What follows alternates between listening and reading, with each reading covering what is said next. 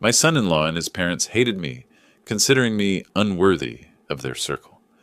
On the way to their house, I stopped to help fix a 60-year-old woman's car, was late, and arrived dirty. They shooed me away like garbage, with contempt and anger, but then the woman I was helping arrived, and what she said turned everything upside down.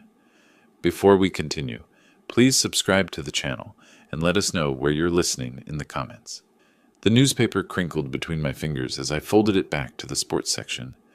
Saturday mornings had their own rhythm now, coffee cooling in the chipped blue mug, silence stretching through my small kitchen like an old friend. The apartment held that particular stillness that comes when you've lived alone, long enough to stop expecting company. 3 years since Martha passed, and I still set the paper down where she used to sit. The phone's shrill ring cut through the quiet like a blade. My hand jerked, sending coffee droplets across the obituaries. Who called at 10:30 on a Saturday? Rachel usually texted first, and my few remaining friends knew better than to interrupt weekend solitude. Hello? Donald. The voice carried that familiar chill, my son-in-law's practiced politeness that never quite masked his discomfort. It's Richard. I straightened in the wooden chair, its legs creaking against the linoleum. Richard never called, ever. When communication happened between us, it flowed through Rachel like water, finding the path of least resistance. Richard. Everything all right? A pause stretched across the line, filled with the sound of his careful breathing. Rachel insists I call you about something. The words carried weight, each one measured and reluctant. My mother's birthday dinner, tonight. My stomach tightened. Serenity Thompson's birthday, I'd forgotten. Though Rachel had mentioned it weeks ago, the way Richard said insists made it clear whose idea this invitation wasn't. I see. She thinks you should come. Another pause, longer this time. The family's gathering at 7. Worthington Hills Country Club, Worthington Hills. Of course, where the valet parking costs more than my weekly grocery budget, and the wine list read like a foreign language, designed to separate the worthy from the wanting. I glanced around my kitchen, the mismatched plates drying in the rack, the refrigerator humming its mechanical song, the single coffee cup that had become my entire morning routine. That's thoughtful of Rachel. Yes. Well, Richard's tone suggested thoughtfulness had nothing to do with it. Dress is business casual. The club has standards. The way he said standards landed like a small punch, not cruel enough to challenge directly, but pointed enough to remind me where I stood in their world. I ran my thumb along the rim of my coffee mug, feeling its rough edges where the ceramic had chipped. I'll be there. Fine. 7 o'clock sharp. They don't hold reservations. The line went dead before I could respond. I held the phone against my ear for another moment, listening to the dial tone's steady hum. Outside, a neighbor's lawnmower started up, its engine coughing to life with the kind of mechanical complaint I understood. Business casual, at Worthington Hills. I looked down at my faded Ohio State t-shirt and work pants.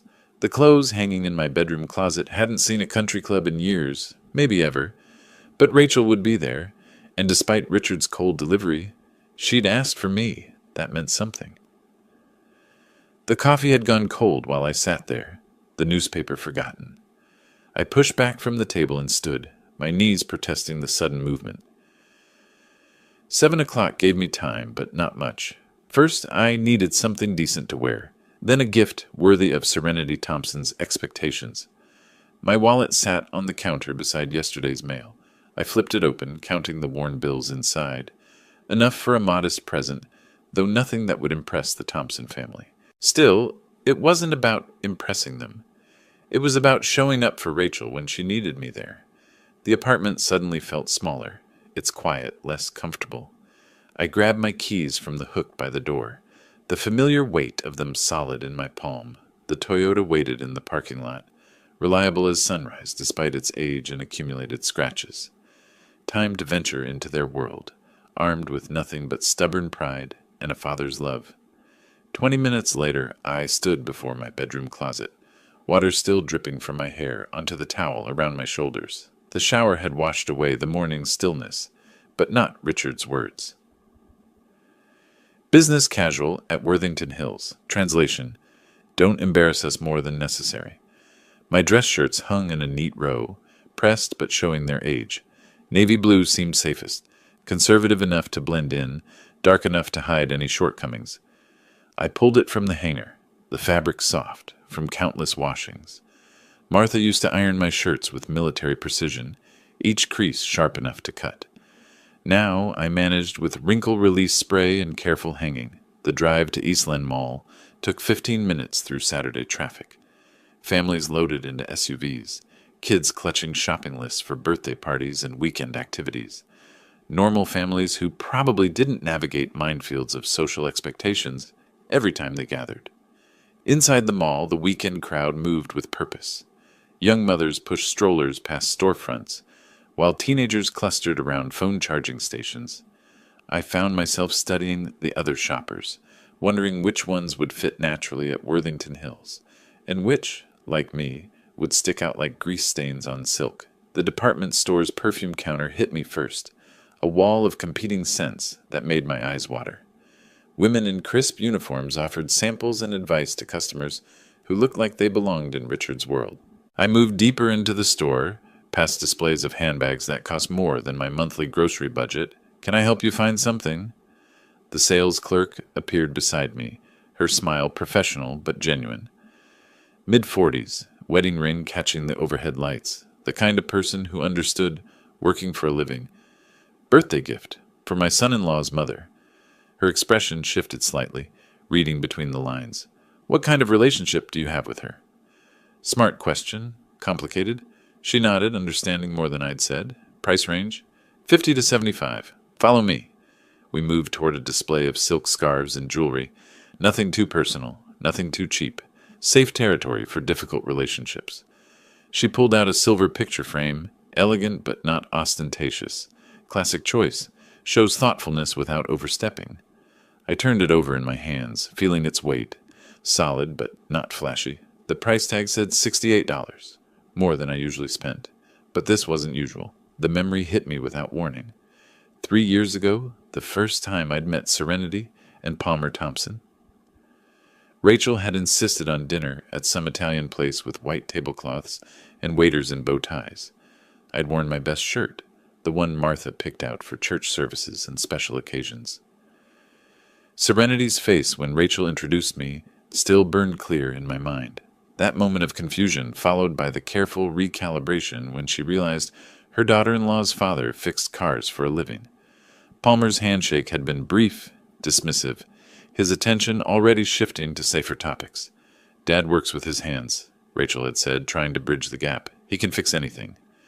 How practical, Serenity had replied, the pause before practical speaking volumes. The sales clerk's voice brought me back to the present. Sir, the frame? I'll take it. She wrapped it carefully in tissue paper, then slipped it into a small gift bag with ribbon handles. Professional presentation for amateur money. At the register, I counted out the bills, the transaction feeling heavier than it should.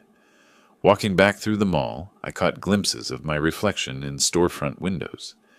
Clean shirt, pressed pants, gift bag in hand, trying to dress up for people who'd already decided I didn't belong.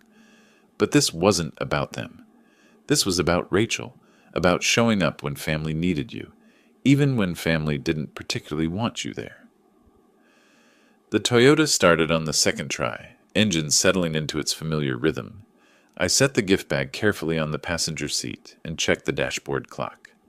12:40. Enough time to get home, grab my jacket, and leave for Dublin, with a few minutes to spare. The afternoon stretched ahead like a road into uncertain territory. 2 hours in the car to think, to prepare for whatever waited at Worthington Hills. Richard's cold invitation echoed in my mind as I backed out of the parking space, but underneath it, I heard something else.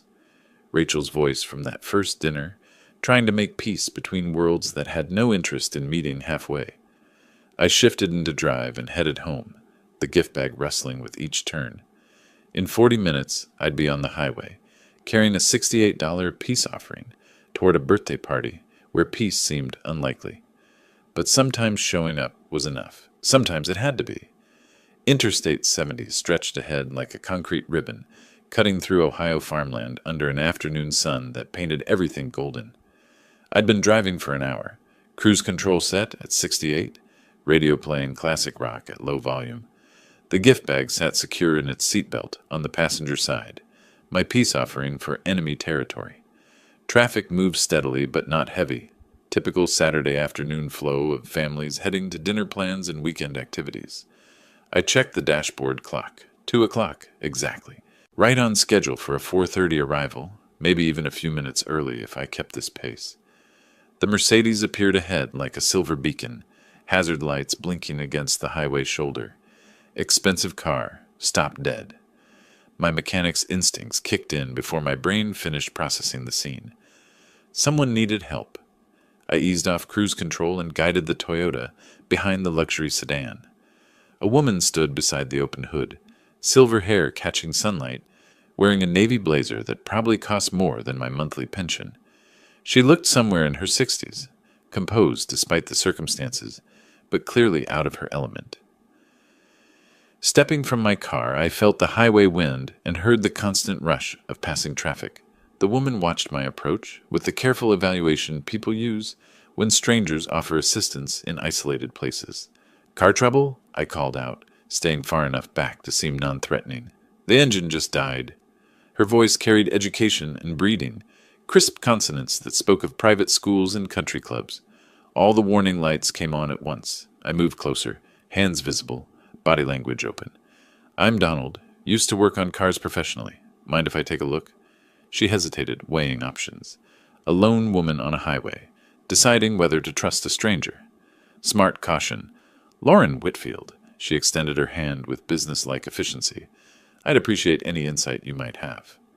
Her handshake was firm, confident, the kind of grip that suggested someone accustomed to making deals in commanding boardrooms. But right now she was just another driver with a broken car. What happened right before it quit? Strange noise from under the hood, almost like grinding. Then the temperature gauge shot up and everything went silent. I nodded, already forming a diagnosis. "Sounds like your water pump failed. When they go all at once. Usually takes the serpentine belt with them." Lauren's expression shifted from worry to cautious relief. "Is that fixable? Here, I mean?" "Depends on what else got damaged. Mind if I grab some tools for my car?" She stepped aside, gesturing toward the engine bay. "Please." My emergency toolkit lived in the Toyota's trunk. Basic wrenches, pliers, electrical tape, jumper cables. 40 years of turning wrenches had taught me to carry essentials wherever I went. You never knew when someone would need help. Returning to the Mercedes, I caught Lauren studying my car with undisguised curiosity. 10-year-old Toyota versus current-year luxury sedan. The contrast wasn't lost on either of us. "Let's see what we're dealing with," I said, leaning over the engine compartment. European engineering. Complicated where American cars stayed simple, expensive where domestic vehicles used cheaper alternatives. But an engine was an engine, and this one told its story clearly. Shredded belt hanging loose, coolant splattered across everything, water pump pulley wobbling on its shaft. "Good news and bad news," I announced, straightening up. "Good news is I can probably get you running again. Bad news is it's going to take some time." Lauren checked her watch, a slim gold piece that caught the light. "How much time?" "Hour and a half, maybe 2, assuming I can jury-rig a temporary fix." Her face fell slightly. "Going somewhere important, obviously." "Join the club. The alternative is calling a tow truck and waiting until Monday for parts," I continued. "Your choice." She looked down the empty highway, then back at me. Whatever she was weighing, the decision came quickly. "If you're willing to try, I'd be grateful." "What do you need me to do?" "Stay clear of the traffic side, mostly. This is going to get messy." I rolled up my sleeves and dove into the engine bay, hands already dark with road grime and coolant. The water pump would need complete replacement eventually, but highway repairs were about getting home, not permanent solutions. Lauren watched from a safe distance as I loosened the damaged belt and assessed the pump housing. Doable, but barely, the kind of repair that separated real mechanics from parts changers. "You're missing your Saturday afternoon for this," she observed. "Had somewhere to be myself." I worked the wrench around a stubborn bolt, but cars don't respect social calendars. "Where were you headed?" I glanced up from the engine. "Family dinner, birthday party." No need for details about reluctant invitations and class warfare. I hope this doesn't make you late. We'll see. The bolt finally gave way with a metallic ping. Where about you? Same thing, actually. Birthday celebration. Lauren's tone suggested complications there, too. Small world. The coincidence felt odd, but not impossible. Saturday evenings in Ohio probably hosted thousands of birthday parties. Still, something in her voice suggested her gathering might be as challenging as mine. I returned to the repair, losing myself in the familiar rhythm of problem solving. Remove the damaged parts, improvise with what's available, make it work long enough to get home. The same approach that had carried me through 40 years of other people's automotive emergencies. Time compressed the way it always did when I worked. Traffic hummed past, the sun tracked slowly westward, and my hands found their way through German engineering, like muscle memory, navigating familiar territory. 40 minutes into the repair, sweat had begun to collect under my collar, despite the May breeze. The alternator housing came free with a satisfying click, revealing the real culprit, worn brushes and a seized bearing that had finally given up the fight. "How long have you been doing this?" Lauren asked from her safe distance beside the guardrail. "Started when I was 16. I wiped my hands on an old rag, examining the failed component. 46 years, give or take. "That's impressive. Most people our age are slowing down." I glanced up, catching her expression. Not condescending like Richard's family would be, but genuinely curious. "Cars keep me honest. Either you fix them right, or they leave you stranded. Like mine just did." "Exactly."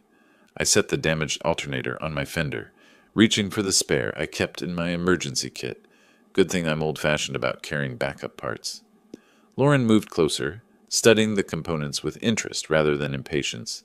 "You just happen to travel with spare alternators?" "This one's rebuilt. Picked it up from a junkyard last month. Cleaned it up during slow evenings. Never know when you'll need it." Most people would just call roadside assistance. Most people don't know how to fix what breaks.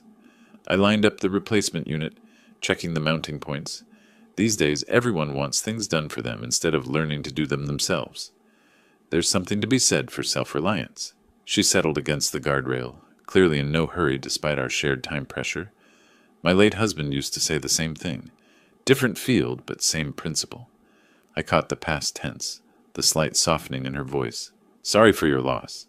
"Thank you, it's been 5 years, but sometimes it feels like yesterday." Working the new alternator into position, I understood that particular ache. "Lost my wife 3 years ago. Cancer." "I'm sorry, too." Her tone carried genuine sympathy, not the awkward politeness most people offered. "It changes everything, doesn't it?" "Changes how you spend your time, that's certain." The bolt threads caught cleanly, mechanical precision helping push aside emotional weight. Makes you think about what matters. A semi thundered past, its wind briefly overwhelming our conversation. When the noise faded, Lauren was watching me work with the kind of attention that suggested real interest, not just polite observation. "You make it look easy." 46 years of practice. I guided the belt around the new pulley, checking tension with my fingers. "Same as anything else. Start with what you know, figure out what you don't. Keep your hands busy while your brain solves problems." That's surprisingly philosophical for engine repair.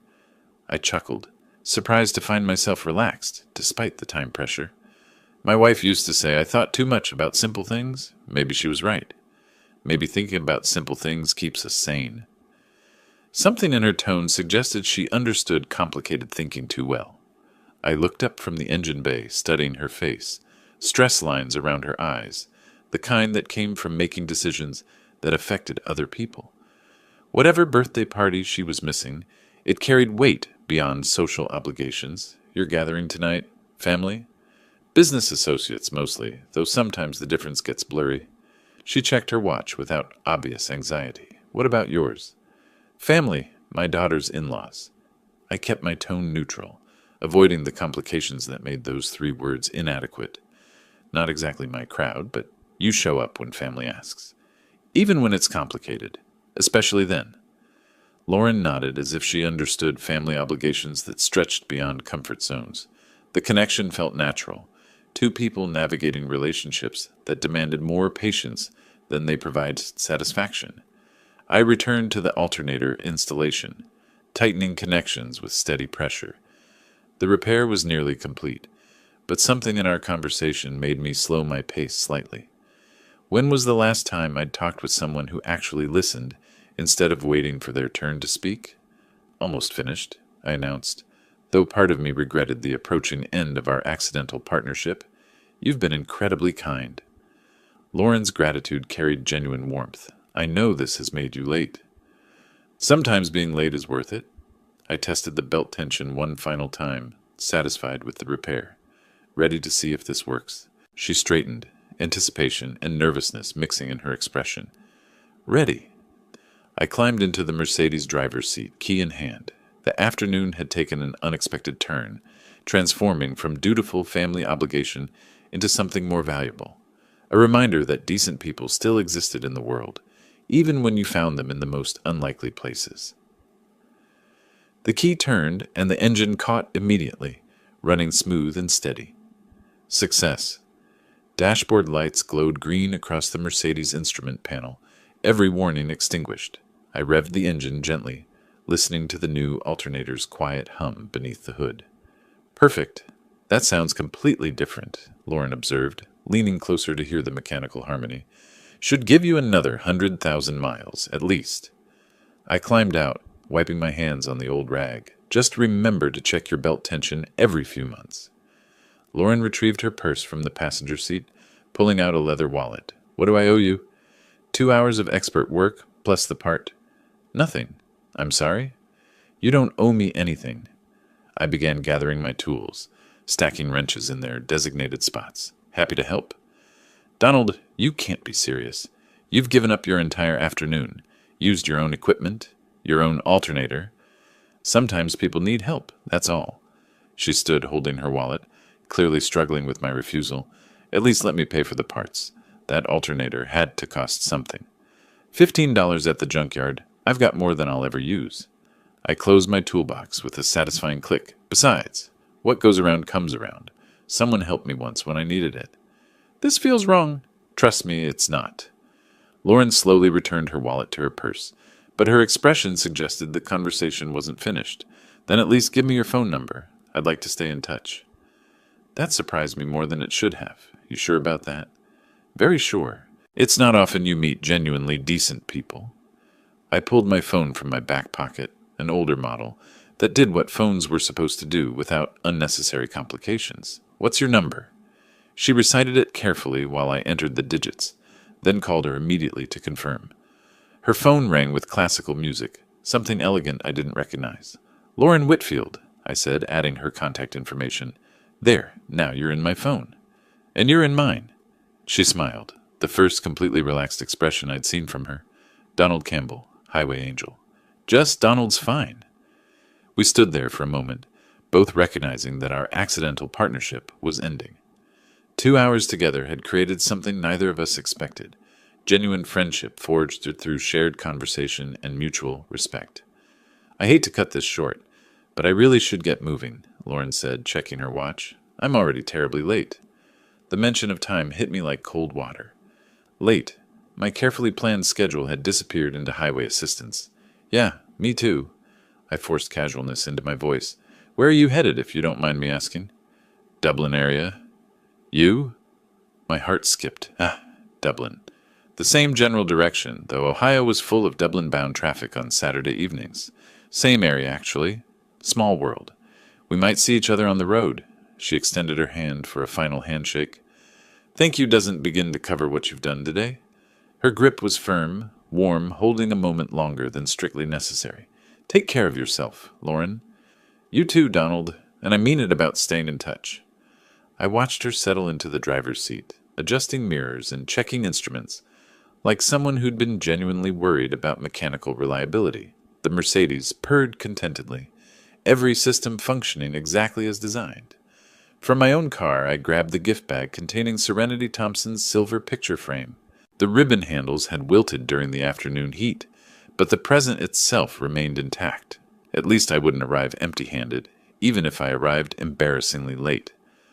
Lauren's window rolled down as she prepared to merge into traffic. Drive safely. You too, and call if you have any more car trouble. I will, and Donald, thank you again. For everything. She pulled into the traffic flow with confidence, the Mercedes blending seamlessly among the other vehicles heading west toward Dublin. I waited a moment, watching her taillights disappear into the steady stream of Saturday afternoon travelers. My phone buzzed with a text message. Lauren's number appeared on the screen. Your kindness restored my faith in people. Thank you. I typed back quickly. Glad I could help. Safe travels. Starting my own engine, I felt an odd mixture of satisfaction and anxiety. The afternoon had taken an unexpected turn, transforming from dutiful family obligation into something genuinely meaningful.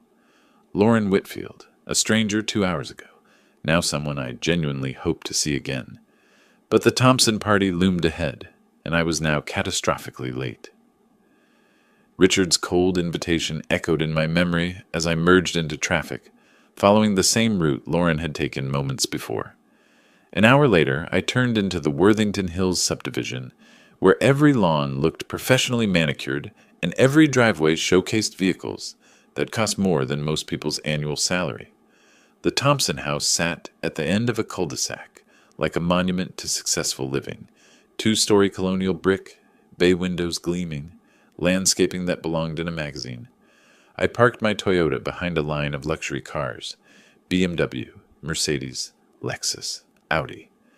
My 10-year-old Camry looked like it had wandered into the wrong neighborhood by mistake. The gift bag sat beside me, its ribbon handles now completely wilted, the silver frame inside suddenly feeling inadequate for this level of wealth display. Walking up the curved driveway, I caught my reflection in a parked car's window. 2 hours of roadside engine work had left their mark. Grease stains on my shirt, dirt under my fingernails despite quick cleanup, hair disheveled from highway wind. Not exactly business casual for Worthington Hills standards, the doorbell chimed with classical notes, probably worth more than my monthly utility bill. Through the glass panels, I could see movement, hear the murmur of conversation and clinking glasses. The party had been running smoothly without me. Serenity Thompson opened the door herself, and her expression shifted through several stages in rapid succession. Surprise, assessment, barely concealed horror. She took in my appearance with the kind of look people reserve for unpleasant surprises. Donald. Not a greeting, exactly. More like confirming an unwelcome diagnosis. Mrs. Thompson, sorry I'm late. Happy birthday. I offered the gift bag, which she accepted with the tips of her fingers, as if worried about contamination. 2.5 hours late, actually. Had to help someone with car trouble. I see. Her tone suggested she saw quite a lot, none of it favorable. Richard, your guest has arrived. The pause before guest carried enough ice to freeze the Ohio River. She stepped aside, allowing me into the foyer with obvious reluctance. The interior confirmed what the exterior promised. Marble floors, crystal chandelier, artwork that probably cost more than my car.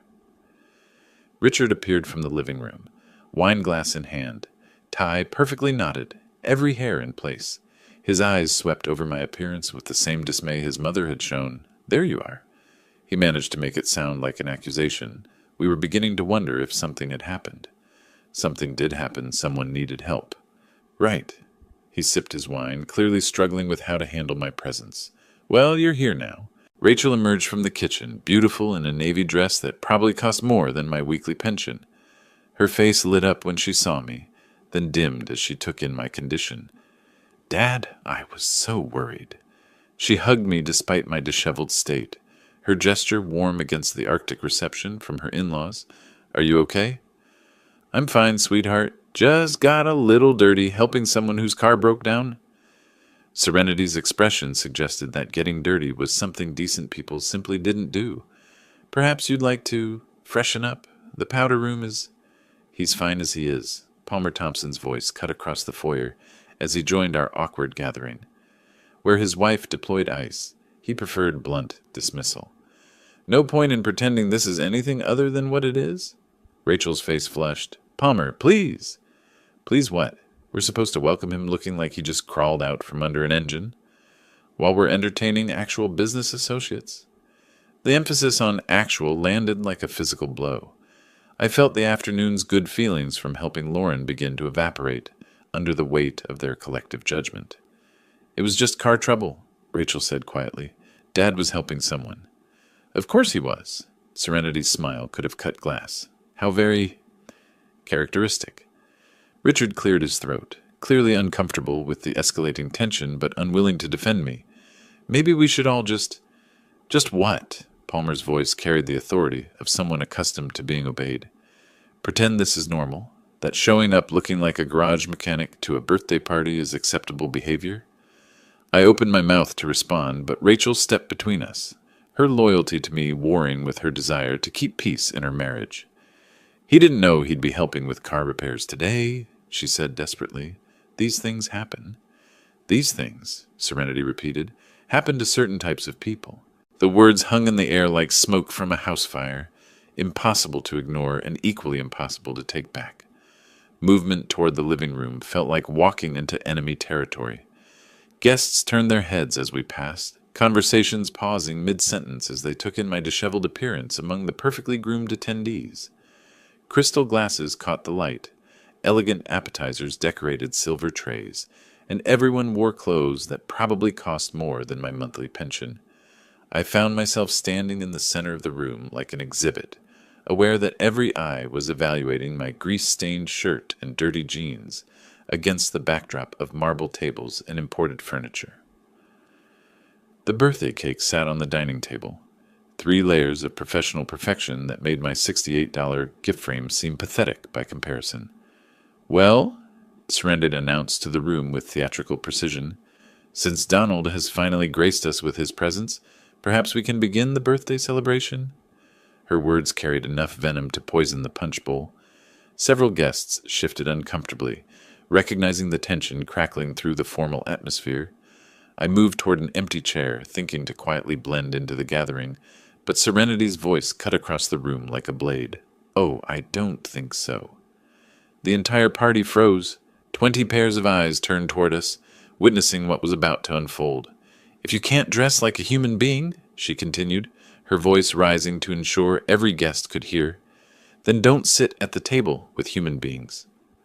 The silence that followed was absolute. Even the background jazz music seemed to pause in shock. Rachel's face went white, her hand moving involuntarily toward her throat. "Mom Serenity, that's my father." Rachel's voice cracked with desperation. "Your father," Richard added with calculated cruelty, "who apparently thinks birthday parties are appropriate places to display his hobby clothes." I felt heat rise in my chest, the afternoon's confidence from helping Lauren battling against years of accumulated slights. Around us, guests pretended to examine their drinks while straining to hear every word, either change into something civilized.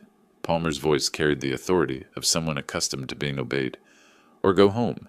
We can't afford to have such a display at our celebration." The pause before display hit like a physical blow. I looked around the room at faces that mixed embarrassment with curiosity. Decent people uncomfortable with witnessing public humiliation but too polite to intervene. Rachel stepped between me and her husband's parents, her voice shaking. "Please don't do this. He helped someone whose car broke down. That's who he is. He helps people." "Exactly the problem." Serenity's smile could have cut glass. "Some people simply don't understand appropriate boundaries." I thought about Lauren, stranded on the highway, grateful for assistance from a stranger. The memory of her genuine appreciation stood in stark contrast to this elegant cruelty. She had thanked me for getting dirty to help her. These people wanted to punish me for the same thing. "You know what?" I said quietly, my voice carrying despite its low volume. "You're absolutely right."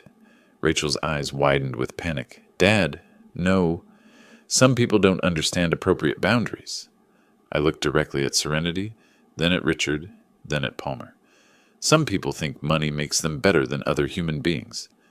The room's atmosphere shifted, guests recognizing that the entertainment had just become something uglier. "Some people," I continued, my voice steady despite the rage building inside, "forget that character isn't for sale." Serenity's face flushed red. "How dare you?" "I dare because someone needs to tell you the truth." I reached into my pocket, pulling out my keys. "You want me gone? Fine. But remember this moment when you're wondering why decent people avoid you." Rachel moved toward me, tears beginning to form. Dad, please don't go. It's just exactly what it is, sweetheart. I touched her shoulder gently. And you deserve better than this. I turned toward the foyer, dignity intact despite their efforts to destroy it. Behind me, I heard Serenity's voice rising in indignation, Richard muttering something about typical behavior, and Rachel's soft crying. The doorbell chimed through the house, its classical notes cutting through the toxic atmosphere like music from another world. Through the front window, I caught a glimpse of silver paint and elegant curves. My breath caught the Mercedes, the same luxury sedan I'd spent 2 hours repairing on the highway, now sitting in the Thompson driveway like an answered prayer. Car doors slammed outside, expensive sounds, the kind that whispered of quality engineering and substantial investment. Footsteps approached on the circular drive, confident heels clicking against imported stone. Lauren Whitfield appeared at the front door, visible through the glass panels like an apparition of grace and composure. She looked exactly as I remembered, silver hair perfectly styled, navy blazer immaculate, carrying herself with the quiet authority of someone accustomed to respect. Richard moved toward the entrance, his wine glass trembling slightly in his hand. That must be the investor, Palmer finished, his voice tight with sudden panic. My stomach dropped as understanding hit like a physical blow. Lauren, the birthday party, the same gathering she'd mentioned on the highway. Of course. Serenity's face had gone white, her eyes darting between me and the approaching figure. She's early. We weren't expecting...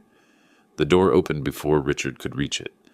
Lauren stepped inside with natural confidence, her gaze sweeping the elegant foyer, before landing on the cluster of people in the living room. When her eyes found mine, her entire face lit up with genuine pleasure. "Donald!" Her voice carried across the space with unmistakable warmth. "What a wonderful surprise to see you here." She moved toward me with the easy grace of someone genuinely happy to encounter an old friend. The Thompson family stood frozen, their minds clearly racing to understand this unexpected connection. "Lauren." I felt my first smile in hours. Small world. "Isn't it just?" She reached me, and for a moment the afternoon's humiliation seemed to fade. "How did the rest of your drive go? I hope you weren't too late for your family gathering." Behind her, I watched Serenity's expression cycle through confusion, recognition, and growing horror. Richard's wine glass had stopped moving entirely, suspended halfway to his lips. Palmer looked like someone had just told him his building permits had been revoked. "My family gathering?" I repeated, the irony not lost on me. "Actually, this is it." Lauren's eyebrows rose in surprise. "Really? How lovely. What are the odds?" She turned to include the Thompson family in her smile, and I watched them struggle between their natural hostility toward me and their desperate need to impress her. "Mrs. Whitfield," Palmer managed, his voice strangled with forced cheer. "Welcome to our home. We're so honored to have you join us for Serenity's birthday celebration."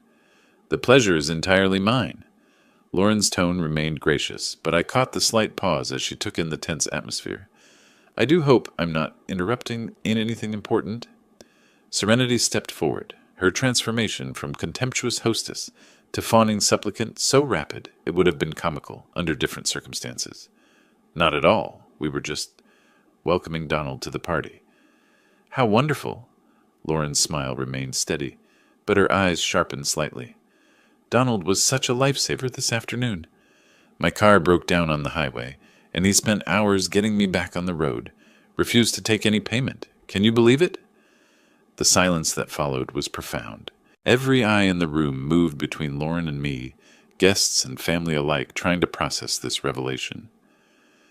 Rachel's face showed dawning hope, while her husband's family looked like they were watching their worst nightmare unfold in real time. "Hours?" Richard's voice cracked slightly. "At least 2, Lauren confirmed cheerfully.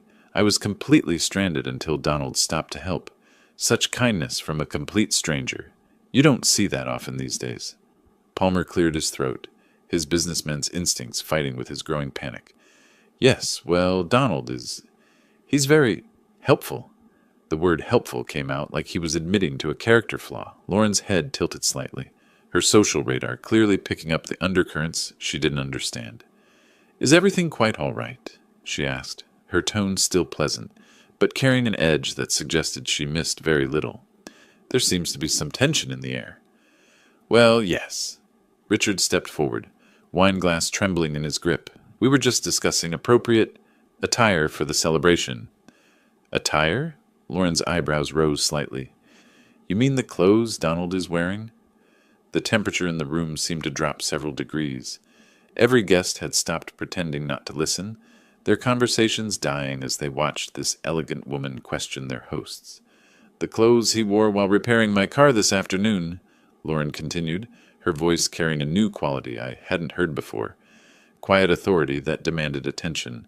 The clothes that got dirty because he spent 2 hours helping a stranger on the highway. Palmer cleared his throat, his businessman's instincts struggling against growing panic. Mrs. Whitfield, you have to understand. We maintain certain standards. Standards. Lauren repeated the word like she was examining something unpleasant. What exactly did you say to Donald about his appearance? The silence stretched painfully. Rachel moved closer to me, her face flushed with embarrassment at her family's behavior being exposed to this impressive stranger. Nothing inappropriate, Serenity managed, though her voice had lost its earlier venom. We simply suggested that perhaps he might feel more comfortable. What did you say? Lauren's voice cut through the excuse with surgical precision. I felt compelled to speak. It's fine, Lauren. Really, I should probably go anyway. No. She turned to me with a look that brooked no argument. It's not fine. What exactly did they say to you? Before I could answer, Richard's wine glass finally slipped from his shaking fingers, shattering against the marble floor with a sound like breaking promises. Red wine spread across the white stone like blood. They said I couldn't sit at the table with human beings, I said quietly. The words hung in the air like an indictment. Several guests gasped audibly. Lauren's expression didn't change, but something shifted in her posture, a straightening that made her seem suddenly taller, more formidable. I see. Her voice carried the chill of winter mornings. And this is how you treat someone who spent his afternoon helping others? This is your definition of appropriate behavior? Mrs. Whitfield, please understand, Palmer began desperately. Oh, I understand perfectly. Lauren moved to stand beside me, her presence like armor against their cruelty. I understand that Donald sacrificed his afternoon to help a stranger, arrived late to your party because of his kindness, and was told he wasn't fit to sit with human beings. Serenity's face had gone chalk white. We didn't mean... You meant exactly what you said. Lauren's tone could have cut diamonds. Now let me be equally clear about what I mean.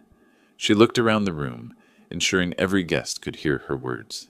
Either Donald sits at this table with the respect and dignity he deserves, or I walk out that door immediately. The silence that followed was absolute. 20 pairs of eyes watched the most elegant woman in the room deliver an ultimatum to her hosts. Palmer's mouth opened and closed like a fish gasping for air. You don't understand, Richard whispered. Our reputation, our standing in the community. Your standing? Lauren's laugh held no warmth. Your standing is determined by how you treat people when you think no one important is watching. And I've been watching. She turned to address the room. I've seen more character in this man's little finger than exists in this entire household combined. Anyone who disagrees is welcome to leave with the hosts. Not a single guest moved toward the door. Rachel stepped forward, tears in her eyes. Miss Whitfield, I'm so sorry. This isn't how I wanted this evening to go. The apology should come from your husband's family, dear. Lauren's tone softened only for Rachel. You're not responsible for their choices. Palmer and Serenity exchanged desperate glances. Their birthday celebration had become a moral tribunal, with their most important guest serving as judge and jury. Of course, Donald is welcome at our table, Palmer said finally, his voice hollow with defeat. We were just concerned about his comfort. How thoughtful. Lauren's sarcasm could have frozen the wine. Then let's proceed to dinner, shall we? Donald, would you do me the honor of sitting beside me? I looked at her, this woman who had appeared like an answer to prayer, transforming humiliation into vindication with nothing but moral authority and unshakable dignity. I'd be honored, I said. 20 minutes later, we sat around the Thompson family's mahogany dining table, an awkward assembly of forced civility and underlying tension. Lauren had positioned herself where she could observe everyone, while I found myself in what was clearly the seat of honor, a position I'd never expected to occupy in this house. The meal service proceeded with painful politeness. Serenity carved the birthday roast with surgical precision, her movements sharp and controlled. Richard poured wine with hands that still trembled slightly, while Rachel attempted normal conversation about the weather and local events. Palmer, meanwhile, couldn't seem to stop talking. "We're so pleased you could join us this evening, Mrs. Whitfield," he said for the third time, sawing at his beef with unnecessary vigor. "Your reputation in the investment community precedes you, of course." Lauren raised an eyebrow. "Does it?" "Oh, absolutely. When we heard you were considering our proposal, well—" Palmer's voice trailed off as he realized what he'd said. The silence that followed was deafening. Every fork stopped moving. Every glass paused halfway to lips. Palmer's face went the color of the spilled wine that stained the foyer floor. "Your proposal?" Lauren's tone remained perfectly neutral, but I caught the sharp intelligence behind her question. "Well, I mean—" Palmer attempted damage control, but the words tumbled out faster than he could control them. "The expansion opportunity for Thompson Construction, the commercial development project we submitted to your firm last month." Understanding hit me like a physical blow. Lauren wasn't just some elegant woman who happened to be at their party. She was their potential investor, the person who could make or break Palmer's business, the woman whose approval they desperately needed. And they had just spent the evening treating the man who'd helped her like garbage. "I see." Lauren set down her fork with deliberate care. "Yes, I do evaluate investment opportunities through my venture capital firm, though I have to say tonight has been quite educational." Richard's wine glass stopped moving entirely. "Educational?" "Indeed. You see, my investment decisions aren't based solely on financial projections and market analysis." Lauren's voice carried the authority of someone accustomed to boardrooms and million-dollar decisions. "Character matters, integrity matters, how people treat others when they think nobody important is watching, that matters enormously." Palmer's face had gone from red to gray. "Mrs. Whitfield, if there's been any misunderstanding—" "Oh, there's been no misunderstanding at all." Lauren's smile could have frozen fire. "I understand perfectly. You needed my investment, invited me to your party, and then spent the evening demonstrating exactly the kind of people you are." Serenity finally found her voice. "We were simply maintaining appropriate standards." "Standards?" Lauren's laugh held no warmth. "You told a man who'd spent his afternoon helping a stranger that he wasn't fit to sit with human beings? Is that your standard?" I felt the room spinning as the full scope of the situation became clear. These people who had humiliated me, who had tried to exclude me from their gathering, were dependent on the goodwill of the woman I'd helped on the highway. The cosmic justice of it was almost too perfect to believe. "The irony is quite remarkable, don't you think?" Lauren continued, her gaze moving around the table. "The man you deemed unworthy of your company is the same person who spent 2 hours repairing my car this afternoon. Without him, I wouldn't have made it here at all." Palmer's knife clattered against his plate. "We didn't know." "Exactly. You didn't know. You judged Donald based on his appearance, his profession, his social status. You never bothered to consider his character, his kindness, his competence." Lauren took a sip of wine, her movements deliberate and controlled. "In my experience, those are far better indicators of a person's worth than the price of their clothing." Rachel had tears in her eyes. "Mrs. Whitfield, my father is a good man, the best man I know." "I can see that, dear." Lauren's tone softened only for Rachel. "It's quite obvious to anyone with eyes to see. The question is whether your husband's family can see it." The birthday cake sat untouched on its crystal stand, 3 layers of perfection that nobody seemed interested in celebrating. Around the table, the other guests maintained careful silence, unwilling witnesses to a reckoning they hadn't expected. "I want you to understand something," Lauren said, addressing the Thompson family directly. Donald Campbell stopped on a busy highway to help a complete stranger. He worked for 2 hours in the heat, got dirty, used his own tools and parts, and refused to accept any payment. He made himself late for your gathering because he prioritized helping someone in need. Her words hung in the air like an indictment, and your response was to humiliate him for the very kindness that brought me here safely. Lauren's voice carried the weight of absolute moral authority. That tells me everything I need to know about your character. And character, as I mentioned, is crucial to my investment decisions. Palmer's hands were shaking now. Mrs. Whitfield, please. If you could find it in your heart to reconsider— Oh, I'm considering many things right now, Lauren replied, her tone suggesting the considerations were not favorable. Lauren set down her napkin with the deliberate precision of someone accustomed to making decisions that change lives. The dining room fell silent except for the soft ticking of the grandfather clock in the corner, counting down the moments until judgment. I've made my decision about the Thompson construction investment, she announced. Palmer's face went the color of ash. Mrs. Whitfield, please, if you could just— Let me finish. Lauren's voice carried the authority of boardrooms and million-dollar decisions. In my 30 years of venture capital investment, I've learned that numbers tell only part of the story. The most important factor in any business partnership is character. She looked around the table, her gaze settling on each Thompson family member in turn. Character reveals itself in how people treat others when they believe no one important is watching. Character determines whether a business relationship will thrive or merely survive until the first real challenge. Richard's wine glass sat forgotten in his trembling hand. Character? Exactly. You see, I don't just invest in business plans or market projections. I invest in people. And the people I choose to back must demonstrate basic human decency, integrity, and respect for others. Lauren's tone remained professional, but steel ran beneath her words. Those qualities aren't negotiable. Serenity leaned forward desperately. Mrs. Whitfield, surely you understand that we maintain certain standards. Standards? Lauren's smile could have cut glass. Yes, let's discuss standards. This afternoon, when my car broke down on the highway, I was helped by a man who spent 2 hours of his own time, used his own tools and parts, and refused any payment for his assistance. That man demonstrated the kind of character I value in business partners. Palmer's hands shook as he reached for his water glass. We had no way of knowing. That's precisely the point.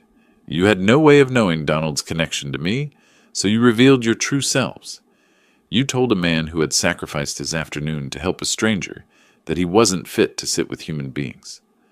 Lauren's voice remained calm, but her words landed like hammer blows. You demonstrated exactly the kind of character I cannot support. The room felt like a courtroom awaiting verdict. Other guests had stopped pretending to eat, their attention fixed on this elegant woman delivering judgment with surgical precision. I require business partners who understand that success depends on more than profit margins and market share. It depends on treating people with dignity, regardless of their appearance, profession, or social status. Lauren's gaze moved to me briefly, acknowledgement and respect clear in her expression. Donald Campbell embodies those values. You do not. Rachel's voice came out as barely a whisper. What does this mean? It means, Lauren said clearly, that I will not be investing in Thompson Construction. I cannot, in good conscience, support a business led by people who lack basic human decency. The silence that followed was deafening. Palmer's face had gone from ash to chalk, the reality of financial ruin settling in like a physical weight. Serenity's perfectly composed facade cracked, revealing genuine panic beneath the social polish. Please reconsider, Palmer managed. Our expansion plans, the jobs we'll create, the community development. We'll have to find funding elsewhere. Lauren's tone brooked no argument. I've seen enough tonight to know that any business relationship between us would be fundamentally incompatible with my values. Richard set down his wine glass with shaking hands. But we didn't know about your connection to him. And that's exactly why this decision is easy. Lauren's smile held no warmth. You treated Donald poorly because you thought it didn't matter, because you believed there would be no consequences for cruelty. That tells me everything I need to know about your character and judgment. I felt something shift inside my chest, a lightness I hadn't experienced since Martha passed. Not triumph exactly, but the profound satisfaction of seeing justice served. These people who had tried to humiliate me, who had deemed me unworthy of basic respect, were facing the consequences of their own behavior. Character isn't something you can turn on and off based on who's watching, Lauren continued. It's who you are when you think it doesn't matter. And tonight, you showed me exactly who you are. Palmer's business empire, built on contracts and connections dependent on investment and goodwill, crumbled in that elegant dining room with the efficiency of a controlled demolition. 3 decades of social climbing and wealth accumulation undone by 15 minutes of revealed character. I hope, Lauren said, standing with natural grace, that this experience teaches you something valuable about how to treat other human beings, though I suspect the lesson will be expensive. The birthday cake sat untouched on its crystal stand, 3 layers of celebration that no one had any appetite to enjoy. Standing in the foyer, 10 minutes later, I retrieved my jacket from the closet while Lauren gathered her purse. The Thompson house felt like a crime scene now, beautiful surfaces hiding the wreckage of exposed character and collapsed dreams. Rachel appeared beside me, her eyes red from crying. "Dad, I'm so sorry. I never wanted—" "I know, sweetheart." I pulled her into a gentle hug. "None of this is your fault. You're caught in the middle of something you didn't create. What am I supposed to do now?" "Be yourself. That's all any of us can do." I kissed her forehead. "You're better than this, Rachel. Don't let their bitterness change who you are." Lauren waited patiently by the door, her presence a calm anchor in the emotional storm. When I finished speaking with Rachel, she stepped forward with natural grace. "Lauren," I said, surprising myself with my boldness, "would you like to get some dinner? I know a place nearby that serves decent food without requiring a trust fund." Her smile was the first genuine warmth I'd seen all evening. I'd like that very much. We left the Thompson house behind, walking into the cool May evening air that felt like freedom after hours of social suffocation. My Toyota sat between 2 luxury cars like a reminder that authenticity existed among artifice. "Your car or mine?" Lauren asked, amusement dancing in her eyes. "Mine's probably more reliable," I said, thinking of the alternator repair that had started this entire adventure. During the short drive to Miller's Steakhouse, a local place where the food was excellent and the pretension non-existent, we talked about everything except the evening's drama, the weather.ohio traffic, the way spring looked different when you'd lived long enough to appreciate seasons. Miller's welcomed us with warm lighting and the comfortable buzz of genuine conversation. We settled into a corner booth, where red vinyl seats had been worn smooth by decades of honest meals and real relationships. "So," Lauren said after we'd ordered, "this has been quite a day." "That's one way to put it." I reached for my water glass, still processing the evening's transformation. I woke up this morning dreading a birthday party. Now I'm having dinner with someone who completely changed my perspective on everything. The universe has a sense of humor, doesn't it? She leaned back against the booth. I've spent 30 years evaluating people for business partnerships. Usually takes months of research, background checks, financial analysis. Today I learned everything I needed to know in 2 hours on a highway. Our meals arrived, simple steaks and vegetables, the kind of food that satisfied without needing to impress. We ate slowly, conversation flowing with the ease of people who'd discovered unexpected compatibility. "Can I ask you something?" I said, cutting into my steak. "Why does character matter so much in your business decisions?" Lauren considered the question while she chewed thoughtfully. "Because everything else can be taught or hired. Market knowledge, financial skills, operational expertise. You can bring in consultants for those. But character, integrity, the way someone treats others when they think it doesn't matter?" She shook her head. "That's who people really are. And I've learned that bad character eventually destroys everything else. The Thompson family learned that lesson the hard way tonight." "They'll survive," Lauren said without malice. "Palmer will find other investors, though probably not on terms as favorable as mine would have been. Serenity will adapt her social status to match their reduced circumstances. Richard will keep his job and perhaps learn something about choosing sides. And Rachel? Rachel will be fine. She has something her husband's family lacks, genuine kindness. That'll carry her through whatever comes next." We talked for nearly 2 hours, covering everything from business philosophy to family history to the small pleasures that made life worthwhile. Lauren had grown up in modest circumstances, built her success through careful judgment and hard work. She'd been married for 35 years to a man who died of cancer, leaving her wealthy but lonely in ways that money couldn't address. "Friends become more precious as we get older," she said as we finished our coffee. Real friends. People who see who you actually are and like you anyway. I'd like to be that kind of friend, I said. You already are. Walking to our cars in the restaurant parking lot, I felt something I hadn't experienced since Martha died. Genuine optimism about the future.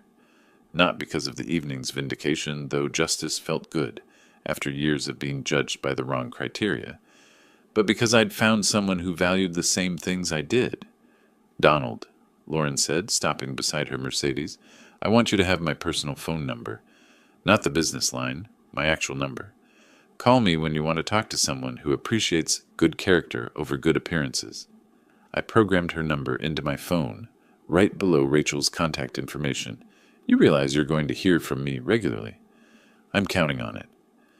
Driving home through the quiet streets of Dublin, I reflected on the day's impossible journey, from highway assistance to moral vindication to genuine friendship. Martha would have loved Lauren, two women who understood that kindness mattered more than status, that helping others was its own reward. My phone buzzed with a text message. Lauren's number appeared on the screen. Thank you for reminding me that good people still exist. Looking forward to our friendship. I typed back, thank you for seeing something worth defending. Drive safely. The apartment waited for me, small and modest and exactly what I needed, but it no longer felt empty. Tomorrow would bring new possibilities. Coffee with a friend who valued character, conversations with someone who understood that dignity couldn't be purchased. Sometimes justice arrives wearing an elegant blazer and driving a Mercedes, armed with nothing but moral authority and the power to recognize authentic human worth. If you like this story, please like this video, subscribe to the channel, and share your impressions of this story in the comments. To listen to the next story, click on the box on the left. Thank you for watching.